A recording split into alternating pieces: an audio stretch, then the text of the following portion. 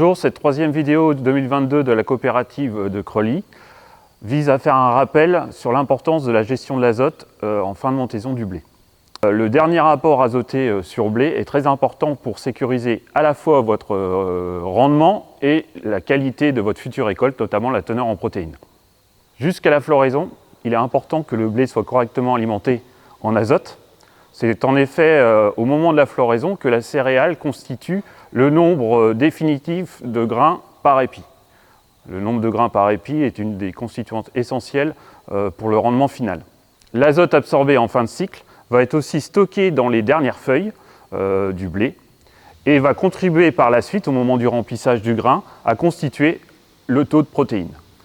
Le marché des céréales et notamment le marché du blé tendre a été énormément mis à mal ces dernières semaines, depuis le début de l'invasion russe en Ukraine. On a connu une fluctuation très importante sur les prix. On a également connu des décotes importantes entre différentes catégories de blé, entre des blés meuniers et des blés fourragers, de l'ordre de plusieurs dizaines d'euros. Cette forte volatilité des prix a mis à mal les filières, met à mal les filières, que ce soit sur les débouchés de l'alimentation humaine, mais aussi sur la nutrition animale. On craint également que l'année prochaine, on revive ces phénomènes-là de volatilité importante et potentiellement de décotes de prix importantes. La coopérative souhaite aujourd'hui passer un message clair aux agriculteurs qui se sont engagés pour des livraisons de blé tendre pour l'année prochaine, à savoir bien intégrer les normes qualitatives qui sont dans les contrats, et notamment celui du taux de protéines, qui est très important, à savoir 11% de protéines, qui est le seuil minimal à laquelle on peut prétendre répondre à la demande du blé meunier en France et à l'étranger. Il existe également d'autres critères, le PS, vous le connaissez, on l'a connu cette année, ça a été un point difficile, le taux d'humidité, temps de chute d'Agbert, mycotoxines, mais on souhaite insister sur le taux de protéines, puisque vous avez été nombreux à souscrire à des ventes à prix ferme pour la moisson, pour la récolte 2022, et on sait que le contexte actuel des engrais et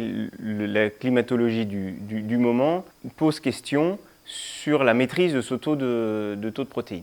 Jusqu'à l'épiaison, un apport d'engrais agira à la fois sur le rendement et sur la protéine. Mais à partir de la floraison, l'apport d'engrais n'agira plus que sur la teneur en protéines, puisque le nombre de grains définitifs au niveau de l'épi est fixé. Selon qu'on réalise le dernier apport à épiaison ou à floraison, la dose sera ajustée en conséquence. La coopérative de Creully vous propose également l'outil Wanaka. L'acquisition se fait alors par satellite et vous donne une carte de nutrition azotée de votre parcelle qui module les doses avec votre répondeur d'engrais.